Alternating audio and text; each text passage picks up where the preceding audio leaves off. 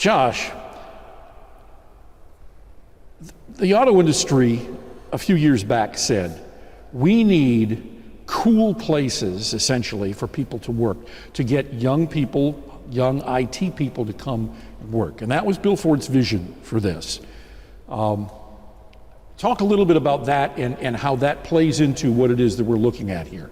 Sure, we're sitting in the station at Michigan Central, which has been lovingly and painstakingly restored to its original grandeur, all part of, as you say, the vision that started with Bill Ford and the Ford Motor Company leadership that said the mobility challenges we're facing require great talent, they require a different way of working, they require collaboration, and we need something that will attract that talent, keep it in Detroit, bring it to Detroit. And so this is really the center point of what's already an incredible ecosystem around innovation that's growing at Michigan Central. There are two decidedly different spaces though, right? Because you've got the book depository and then upstairs here, right? That's right.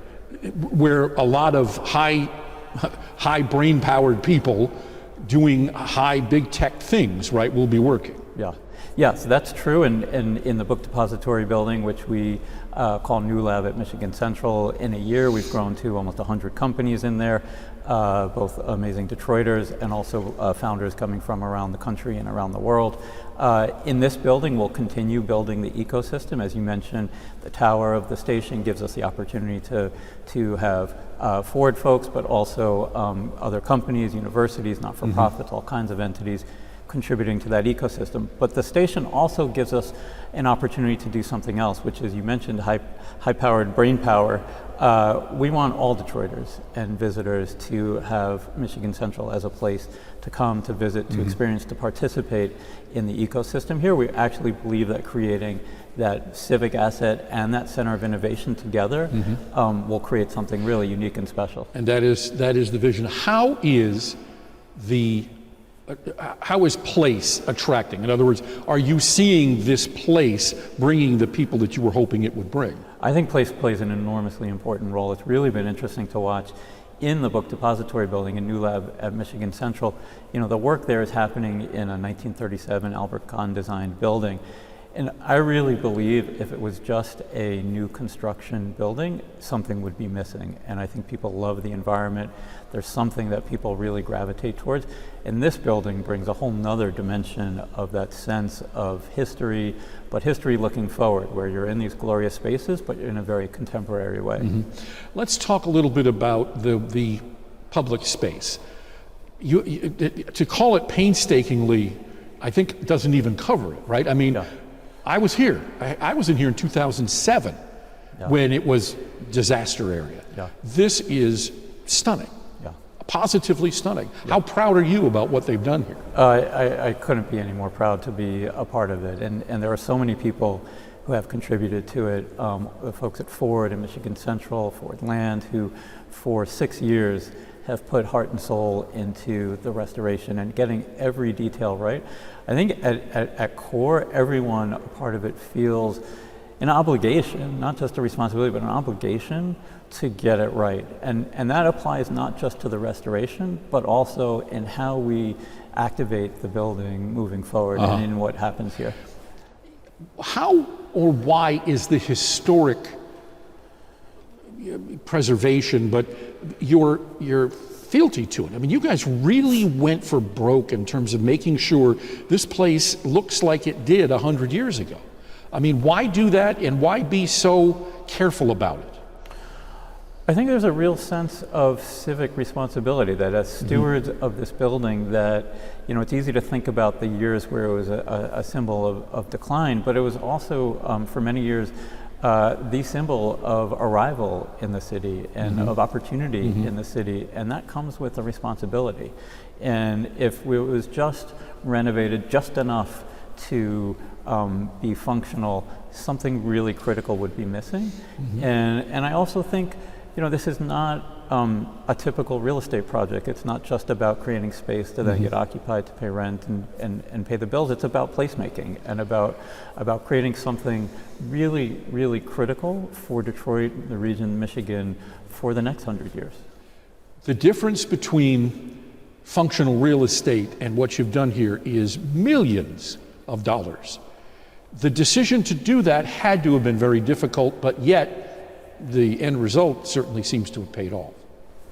Yeah, I was not a part of the original decision, but I can say that I think the vision, the motivation that Bill Ford saw, that the Ford leadership saw, I think it speaks to the underlying values, not just of the company, but of Detroit. And there was a recognition that this could be impactful in ways far beyond a traditional real estate. You used to live in the neighborhood 25 years ago. I did.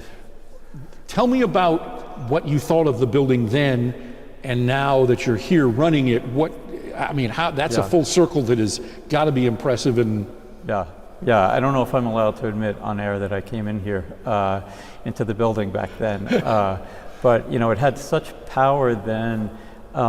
It's such an honor to be a part of seeing that power now unleashed in this way. I mean, there is something about this building that is magical. It was magical in a different way then. Now I think back, what were you thinking as I think about the state of the building? But of course now it's an incredible opportunity for all of us to be a part of it. The renewal of Detroit clearly plays a part in this. We just had the draft. You look around to what Dan Gilbert's been able to accomplish. Now Bill Ford puts his footprint on that as well, or puts his imprint on it. What do you think this says to Detroit about its notion of going forward here and its redevelopment? One of the things I love is when we tour people, either in this building or even in New Lab at Michigan Central, you can see the reaction of, this is happening in Detroit. And my hope is that the work at Michigan Central really propels Detroit forward at such a rapid pace, whether it's to get to positive growth again, or to just understand the global positioning as an epicenter of innovation. And I think this project, Michigan Central, can play such an important role in that. I'll make this the last question. The idea that, because I want to come full circle to where we started, bringing in young people who would rather go to California, to New York, to Chicago, to Boston, does this give you what you need to be able to bring them in here and innovate? I think we're already seeing it at Michigan Central. Within New Lab at Michigan Central, we've got, in a year's time, we've grown from 0 to over 600 people. Almost half are coming from around the country, around the world, which means the other half is all amazing people who are either staying here or we're here and looking for that opportunity. And so I think we're seeing it happen, and I think we're only going to scale from here. The state wants to stop getting smaller. You need that kernel, right, to attract, to get these young people to come, and the people that we have stay. The young kids graduating with these big degrees to get them to stay. That's right. And you feel like you've kind of hit a sweet spot. I think we're really starting to see that, and not just graduates with degree. We're seeing across all levels, and so the skills work at Michigan Central is really focused on the opportunities that new technology creates, so we can take a holistic view at the talent base, and how do we just both, as you say, keep people here and attract the best from elsewhere. Cool. Thank you, Josh. Thank you. Pleasure. Thoroughly enjoyed it. Beaux-Art. Talk to me a little bit about that and why that's significant in this building.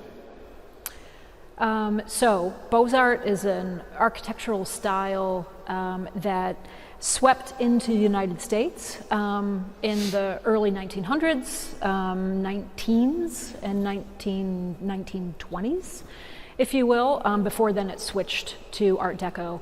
Beaux-Art was an extremely refined architectural style that represented a lot of sort of the importance of classical elements, but also culture and the way in which those classical elements combine together into sort of an architectural aesthetic that we see today.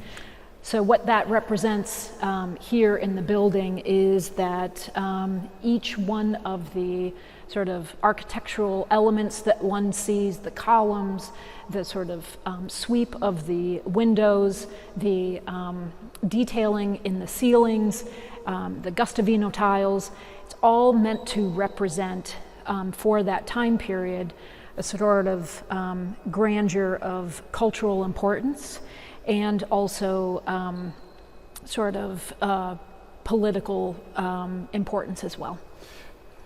Deeply thoughtful. And so when you come full circle, everything that was done here was deeply thoughtful. Correct. And you wanted to stay with that. You wanted to make sure that you embraced that, right? Well, so what's important when you think about the restoration of a historic building is that the architecture represents what was important at the time. So what was important for designers, creatives, and cultural thought leaders at that period was important and grounds this building and the foundation that it has today. How Michigan Central and Ford take this building forward needs to be representative of what's important for us now. For example, we're in the women's historic waiting room. So the ways in which we think about spaces and places going forward aren't going to be the same as thinking about we have a designated waiting room for women and we have a designated waiting room for men on the other side. The ways that we're thinking about our spaces going forward are that they will be inclusive and inviting for everyone. And so we want to make sure that we celebrate the sort of architectural and cultural legacy that comes with this building. But we also want to represent the sort of importance of design and culture for Detroit going forward. And so you'll start to see this next chapter, get layered into the building over the coming months. How much stuff came back? That's a good question. So we found that a lot of people had elements of the train station that they had saved because it was important for them. And when the station went vacant, there were a lot of people who thought, this station is very important to me, and I need to help save the station. And so they did it in ways that they could manage at scale. A lot of those same people then reached out to Ford and Michigan Central, and when they understood that the station was being restored back to the state that you see today, wanted to make sure that the original components made its way back to the station. And so it was a really, this building is a symbol for so many Detroiters that represents a very special place in their heart. And so when they knew that it was being restored back to its original vision, they wanted to make sure that the pieces and parts made its way back to the story.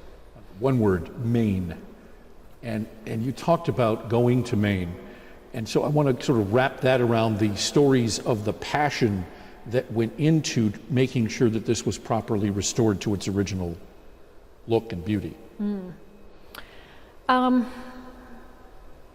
So what comes with a historic restoration project such as this is a significant amount of research and sort of historic investigation, if you will, sort of historic detective work.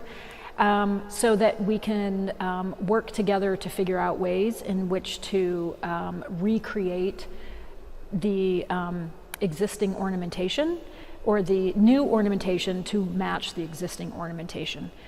Some of that research requires our subject matter experts to travel, whether that be down to the quarry of the original limestone quarry that was used for the facades of this building, whether it's out to Maine to someone who had removed one of the pediments from the grand waiting room, and whether that was getting in touch with someone who said, I may have the Ram's Head Capitol, and I'd really like to restore it back to the station and help it inspire tradesmen going forward. So a lot of the stuff that was here got moved elsewhere, and you had to go look at it and see it and then recreate it. Yep.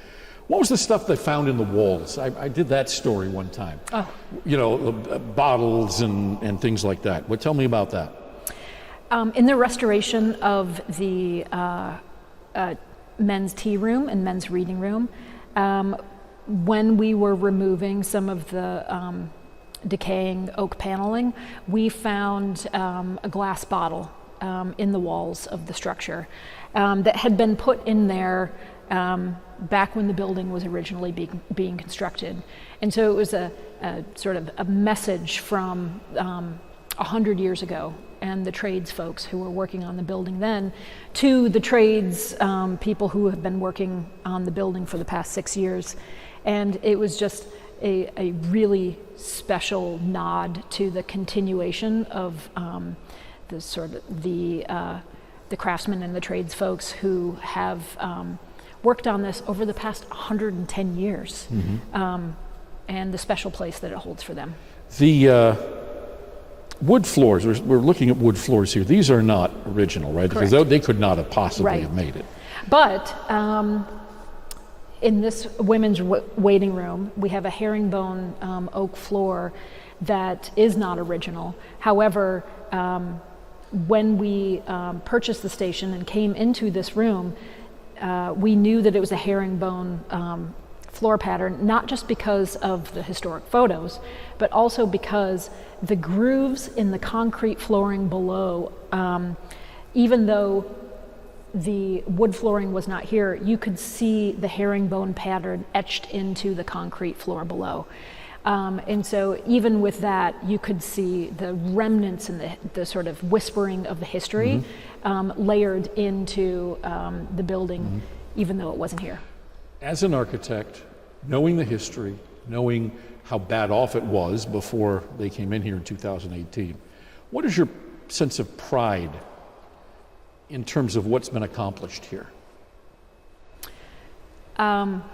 So the restoration of this building is extremely emotional for me and powerful for me. I've been working in the city for over 20 years. I've worked on a lot of significant projects, and this one is the most powerful one of all of them because of what this building has represented to the city, to the people here. And being able to think through that restoration process and the reintroduction of this building to the world, understanding how powerful it is for so many people, is why I chose this profession. Really? Wow. Yeah. Let me ask this question. Josh just admitted that he came in this building many years ago, Yep. when people weren't necessarily allowed inside. Might you have done the same? Well, of course. Of course. I have been in this building in various decades, whether it's an art installation, a music video, a rave, and also as just one who wanted to see the building in its vacant state when it was quiet, and allowed one to sort of process what it meant. And so I have seen this building activated throughout the past couple of decades in various ways. And so I'm really excited to see how it gets activated for the next 100 years. Was it a pinch yourself moment when they said, it's yours, go make it happen? The restoration of this project does not fall on a singular person. It has taken over 3,000 tradespeople to bring this project back to the state that it's in right now. And it requires that small army of people to be able to do this. And so it would be a shame to say that it takes a village to bring something like this back. Let me ask this question. You had a lot of passionate people, did you not? I mean, tradespeople, right down to the people cleaning up after. I mean, these people, what I could see, were as engaged as you are in terms of getting this place back to making it to what it ought to be. Yeah. So, with over 3,000 people who worked on this project, many of them spent hundreds, if not thousands, of hours passionately working towards one element of the building, whether it was the plasterer who was up on scaffolding and using a feather to technique the plaster to bring it back to its sort of original state, whether it was the mason who hand carved one of the front facade column capitals and took over 400 hours to do that. If you think about, okay, so now there's over 3,000 people who've worked on it, and each one of them has felt such a passion and an emotional attachment in their work in bringing this monumental building back over hundreds and thousands of hours. That's a lot of love going into one project. Nicely done. Save the best for the end. Yeah. Okay, good.